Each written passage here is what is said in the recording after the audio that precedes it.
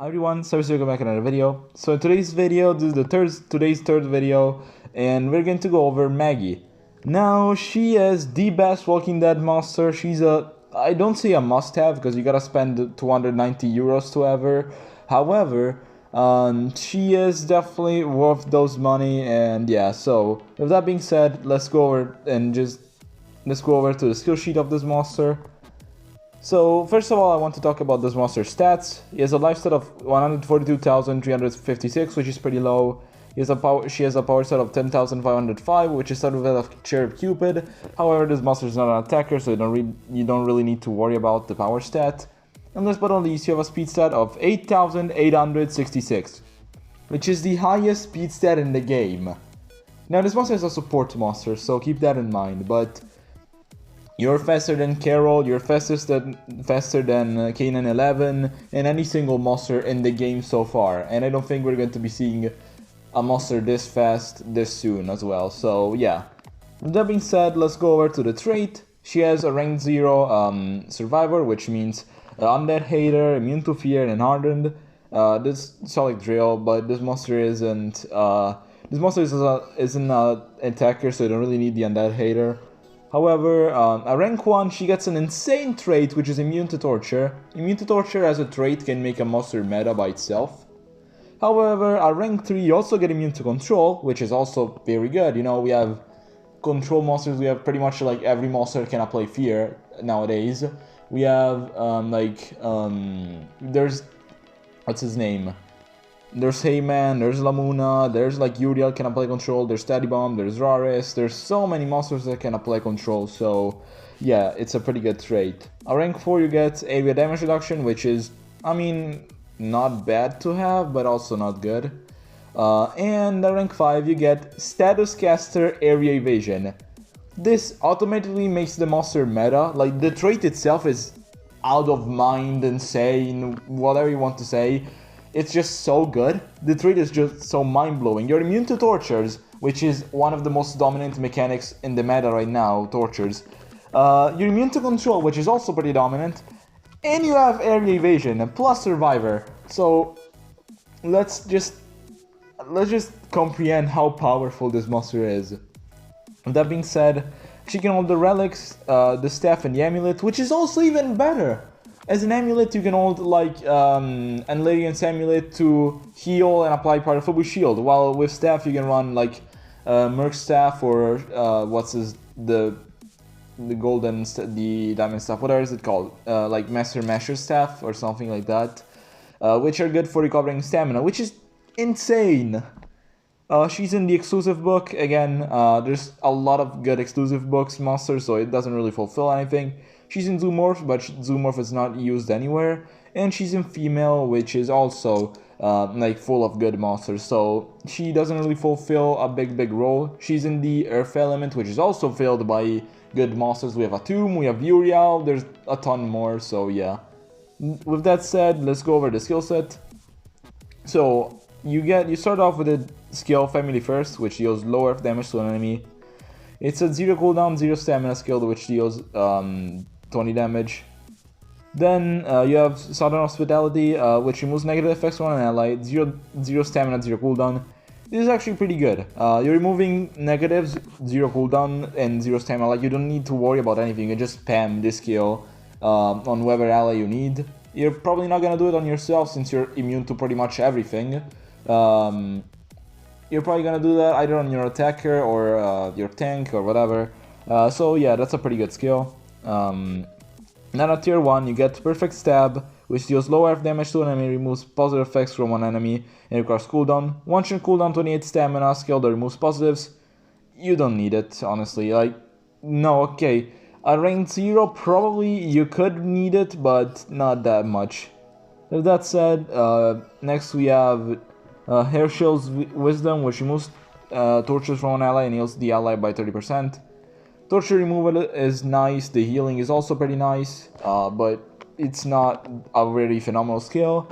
Then you have Cleaning Defense, which removes positive effects from one enemy and disables straight to one enemy. Now this is a good skill. It's a 3 turn cooldown and 35 stamina skill, which is very powerful because on a monster like they're sucking a tomb on the enemy side. Let's take that as an example. You can remove the positives first, so you're removing the evasion, and then you trade disable, which is very good in my opinion. Then you have Not Your Fault, which heals one ally, but 40% applies life regen to one ally. Also decent enough. You're gonna heal pretty much 60%. No, you're gonna heal 100% with the full life regen, but you're pretty much guaranteed to heal 60% at least, which is sort of good. Then you have Morale Boost, which removes negative effects from all allies, applies random positive effect to all allies. So it's a 2-turn cooldown, 36 stamina skill that removes negative effects, which is very good.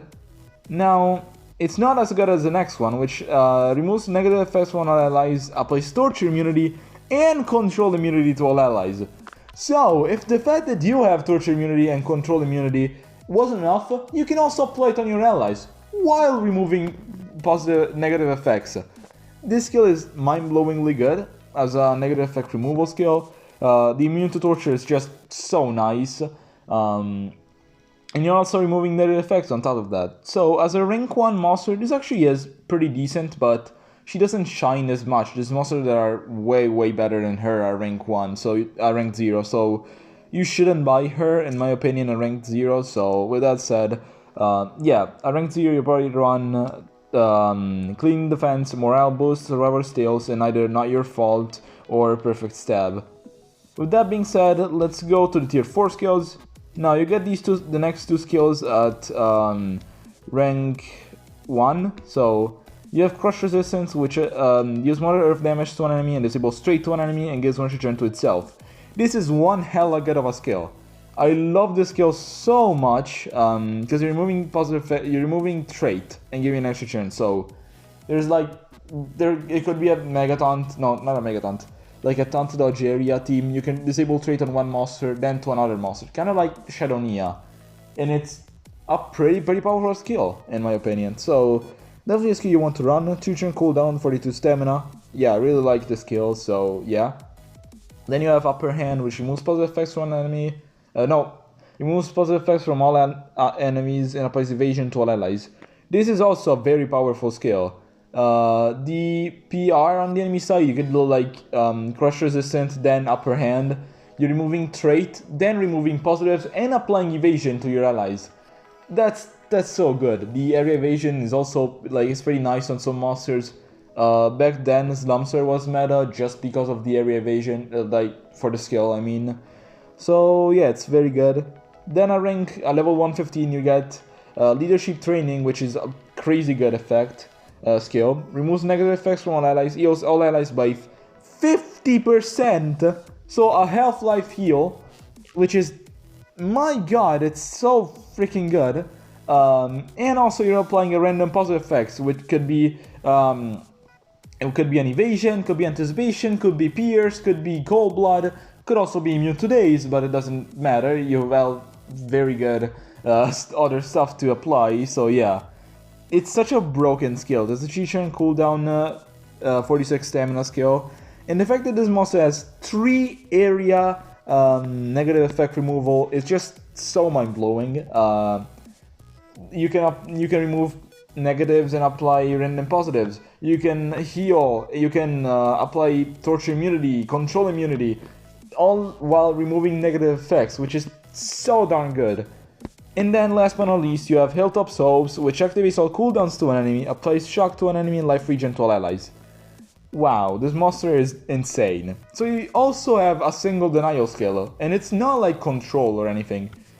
It's cooldown activation, which can last up to 3 turns, depending on what skills the enemy has.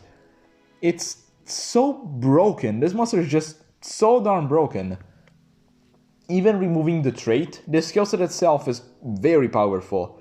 But with the trait added in, she's just so mind-blowingly broken, which is like, how did they think of making a monster like this? Unfortunately, she is a very paywall monster, so yeah.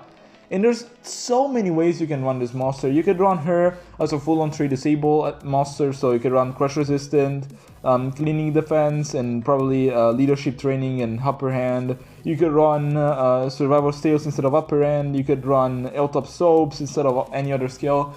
You have so many options. You have like 1, 2, 3, 4, 5, 6, 7, and I think, where's the other one? You have pretty much 7 different skills that are already so good, and 8 with the 0 cooldown, 0 stamina, and ER.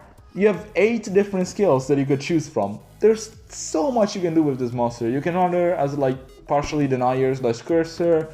You can run her fully with healing. You can run her full up with all the negative effect removal skills. You can apply evasion.